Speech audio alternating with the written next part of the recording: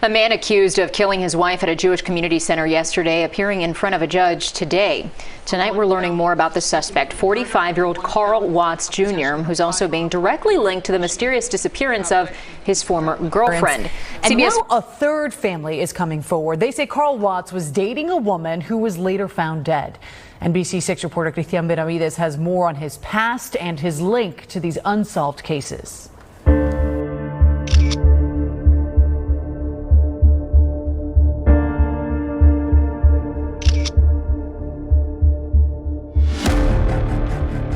Three women, 2 dead, 1 missing. Each of them intelligent, each of them ambitious, each of them loving mothers. They weren't strangers. They didn't even know each other. But what connected them was far more terrifying than coincidence. They all fell in love with the same man, and each of them would pay the ultimate price. His name? Carl Monty Watts Jr. To some he was charming, to others controlling. But to the women who tried to leave him, he was a nightmare. For 13 long years, he slipped through the cracks of justice. Arrested, released, suspected, ignored. Every failure of the system allowed him to hunt again. Every missed opportunity left another family broken. This isn't just the story of a killer. It's the story of 3 mothers who should still be alive today. It's the story of 5 children who will grow up without their mothers. And it's the story of a justice system that had chance after chance to stop him, but didn't. By the time this case was finally brought to light, the question wasn't just who was Carl Watts. It became something far more haunting. How was this man allowed to remain free? Welcome to Crime Gone Viral, where we expose the truths others overlook, where every story isn't just told, it's revealed. Here, we don't just cover crimes. We unravel the failures, the secrets, the warnings, the things that could prevent another tragedy. If you're new here, subscribe, hit that bell for updates, and share this story so that these women's voices are never forgotten.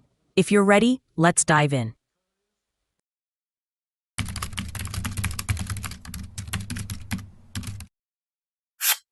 North Miami Beach, a breezy, cloudless Sunday afternoon. Families gather at the Michael Ann Russell Jewish Community Center, a place built on community, culture, and calm. The pool area is busy. Children's laughter echoes. Swim instructors guide tiny arms through the water. Parents sip coffee from foam cups, scrolling their phones, chatting about school and summer plans. And sitting there, just like any other mom, is 30-year-old Shandell Harris. She's beside her daughter Shania, watching her swim. Her mother is with them, leaning in, chatting, smiling. On the surface, everything looks ordinary, safe, familiar. But Shandell isn't at ease, not really. Because there's a man out there, a man who has been stalking the edges of her peace for years, and on this day, he's coming closer. At 1:58 p.m., surveillance footage captures a man entering the pool deck area, dressed casually, moving slowly, no rush. His name is Carl Monty Watts Jr., her husband, the same man who stabbed Shandell just 2 days earlier. He shouldn't be here. There's a warrant out for him. But he's not hiding. He walks right into a public space, armed and unafraid. In one hand, a wad of cash. In the other, concealed, a gun. He approaches calmly. According to Shandell's mother, he doesn't yell. He doesn't threaten. He asks a question. Shandell looks at him, this man who had tried to take her life 48 hours ago, who made her lie to survive, who held her hostage in her own skin. And she says the one thing he can't stand to hear. He pulls out the gun and opens fire. One shot, then another. Shandell screams, tries to run. Her daughter watches in horror. Her mother freezes in disbelief. Carl follows her, calmly, methodically. He fires again and again, 7 shots, until she collapses. But Carl just walks away. He doesn't run, doesn't resist. Security guards with weapons drawn catch up to him just outside the pool area. They force him to the ground. His weapon is found nearby, tossed into the bushes, but the damage is already irreversible. Paramedics rush to Shandell. She's unresponsive, pronounced dead on the scene. Her 12-year-old daughter watches it all, her cries heard across the entire facility. Later that night, police release the shooter's name, Carl Monty Watts Jr., and the headlines begin. Husband guns down wife at Jewish community center. But what the headlines miss, what almost everyone missed, is this. This wasn't just a domestic dispute. It was the final act in a long, winding, violent history. A 13-year pattern of abuse so severe, it left a trail of bodies, missing persons, and shattered families. What if I told you this wasn't just a murder? What if this wasn't even his first victim? What if the signs had been there for over a decade, and no one listened?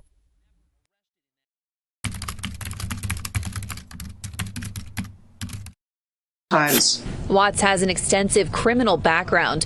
He's a person of interest in the mysterious disappearance of Traquita Scott, a Fort Lauderdale woman who shares a child with Watts. And about a month before she went missing, Watts was accused of trying to kidnap a 16-year-old girl from a bus stop. He was arrested, but bonded out of jail.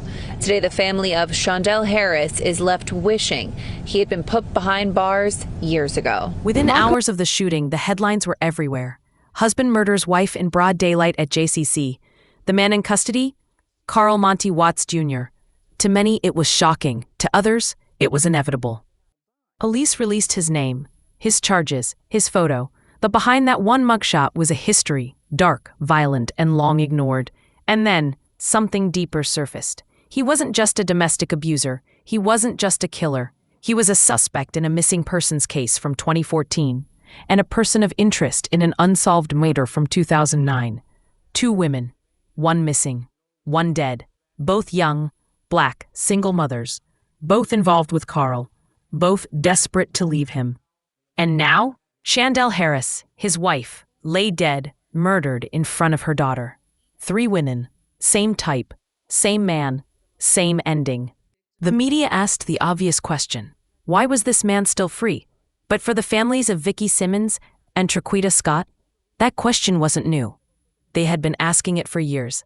They begged for justice. They warned police. They said, he's going to hurt someone else. And no one listened. Until now. In the days that followed Shandell's murder, investigators quietly reopened old files. Dust-covered folders were pulled from archives, evidence re-examined, witnesses recontacted. Suddenly, Carl Monty Watts Jr. wasn't just a husband-turned-killer. He's a predator, a possible serial domestic abuser, hiding in plain sight for over a decade. Vicki Simmons, Traquita Scott, Shandell Harris. 3 women, 3 stories, 1 common denominator. They each tried to leave Carl, and they didn't survive. So the question isn't just why this happened. The real question is, how many chances does a killer get before the system finally says enough?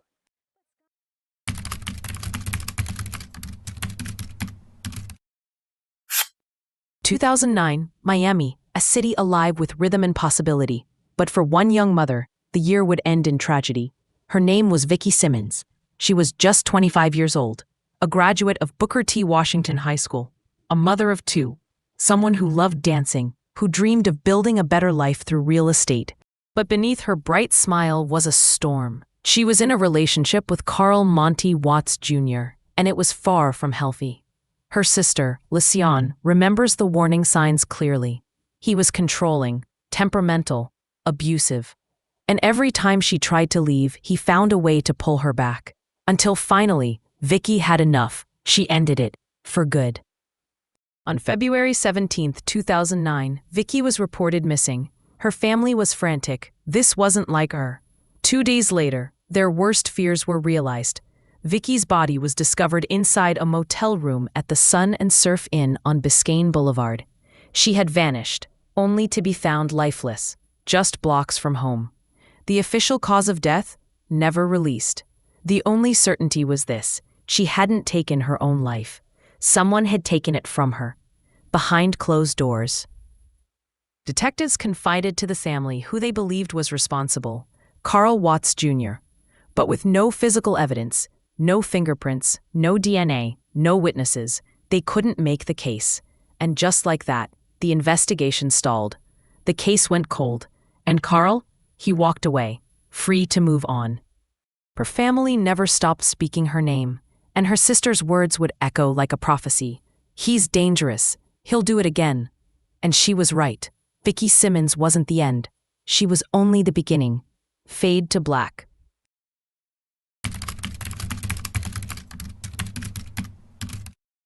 case. But this new twist comes days after the family of Traquita Scott also came forward. Scott, who was 24, went missing back in 2014. She was also dating Watts at the time and has never been found. At the time of Traquita Scott's disappearance, her family publicly said they suspected Watts. He was questioned by the Fort Lauderdale Police Department but never charged in Scott's disappearance. Fort Lauderdale police now consider him a person of interest. October 18th, 2014, Miami. For most people, it was just another Saturday. But for the family of Traquita Scott, it became a night of unanswered questions and a silence that would last for years. She was 29 years old, a mother of 3, bright, funny, grounded, with a laugh that filled every room. She loved her kids, she loved her family, and she had dreams that stretched far beyond the walls of her modest Miami home. Traquita had recently started school. She wanted to become a police officer, to serve, to protect, and to show her kids that anything was possible. But behind the strength and ambition, there was fear, because Traquita was in a relationship with Carl Monty Watts Jr., and it was toxic, controlling, possessive, violent, just like it had been with Vicki Simmons, just like it would be with Shandell Harris. Her family says she had finally reached her limit. She was planning to leave him. She had made the decision. But in stories like these, that decision is often the most dangerous moment of all. That night, Traquita left work. She was supposed to stop by a family member's house. She never arrived. The call started around 9 p.m. No answer. By morning, panic had set in. Then, the car was found. Visual suggestion: a gold Nissan sedan parked awkwardly on a dimly lit street. Police launched a missing persons investigation. They asked around. They interviewed Carl. But there was no arrest, no charges, no media frenzy. Just another black woman missing. Another mother. Another warning that went unheard. Her family was relentless. They begged the public for help. They told anyone who would listen. She wouldn't just leave her kids. She was scared of him. She told us if anything happened, it would be Carl. And they were right.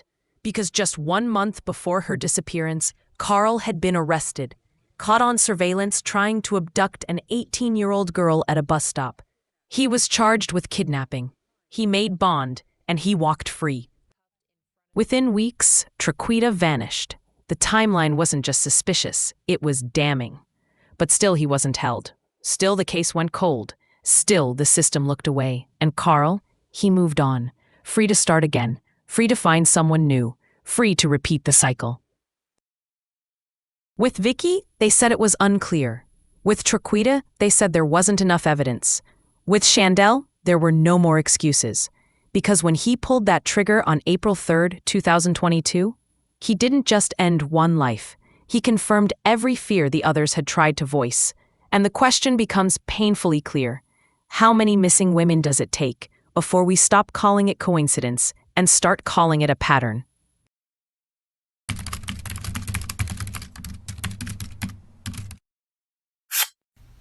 Who was interested first? Who said I love you first? Who's more protective? Who cleans more? Who eats the most? Who spends the most money? Who is most likely to start an argument? Who falls asleep first? Who is more annoying? Who loves the hardest?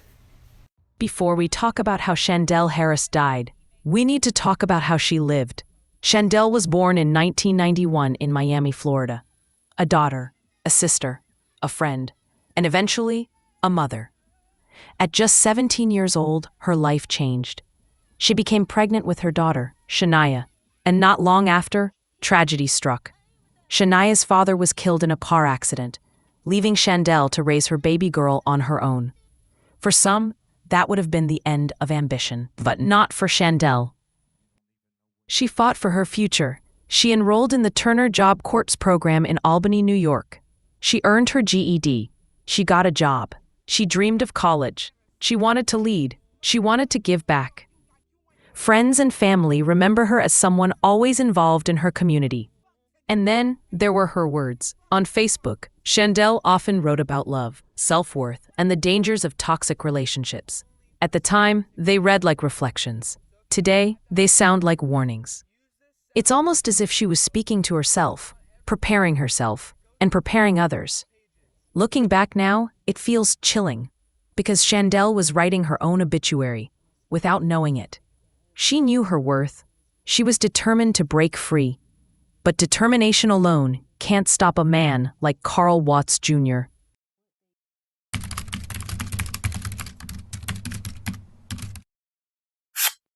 April 1st, 2022, the first day of a new month, a day when most people laugh at silly pranks. But for Shandell Harris, this would be the day her worst fears became real. The night before, she had discovered messages on Carl's phone. Proof of infidelity. Proves that her marriage, already fractured, was built on lies. For hours, the argument raged. Voices rose, walls shook. By morning, Shandell had had enough. At around 7 a.m., she finally said it. I want a divorce. Carl's mask shattered. His smile turned to rage. His promises of change replaced by violence. He hit her, and then he escalated. He grabbed a knife. What followed was sheer brutality. Carl stabbed her 6 times. Her arm, her hand, her thigh.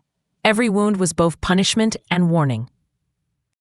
Shandell survived. She pressed charges. She filed for divorce. For the first time, it seemed like maybe, just maybe, she had escaped him. But Carl was already gone, on the run, wanted by police. Shandell had gotten away, but only for 2 days.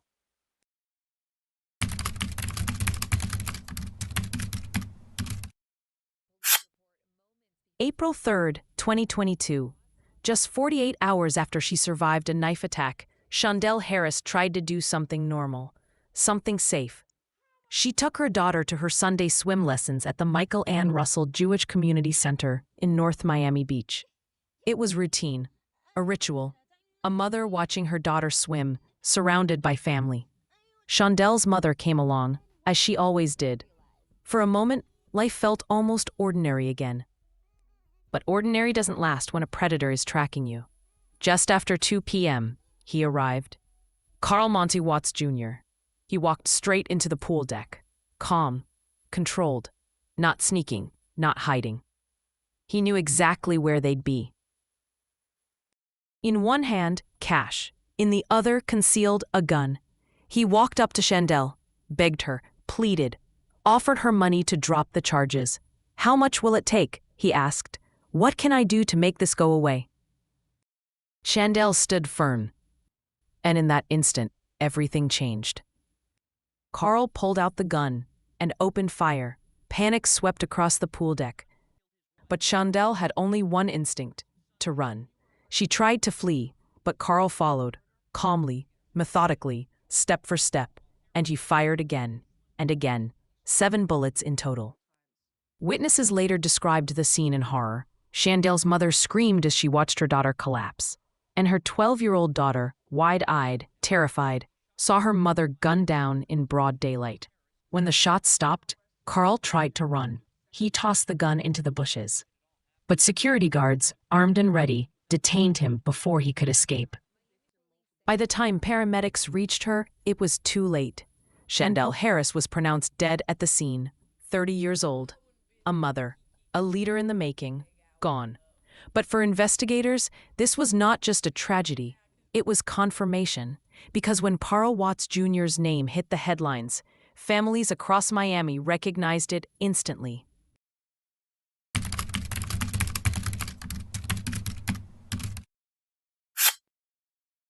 When police announced the arrest of Carl Monty Watts Jr., the public gasped.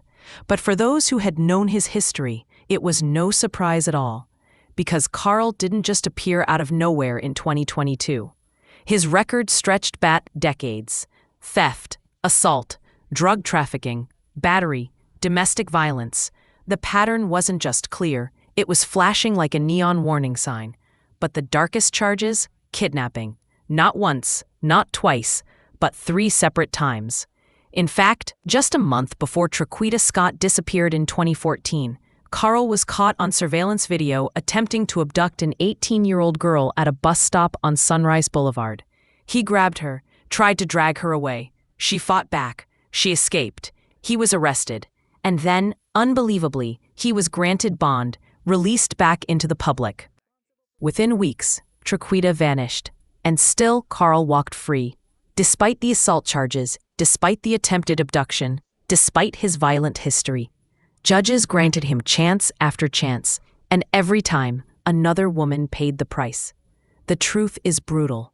The system didn't fail once. It failed 3 times. 3 women, 3 lives, 5 children left without mothers. Each time, Carl should have been stopped. Each time, the red flags were ignored. Each time, the cycle repeated. And as families buried their daughters and granddaughters, Carl Monty Watts Jr. walked free. Until April 3, 2022, when he was finally caught red-handed, and there were no more excuses.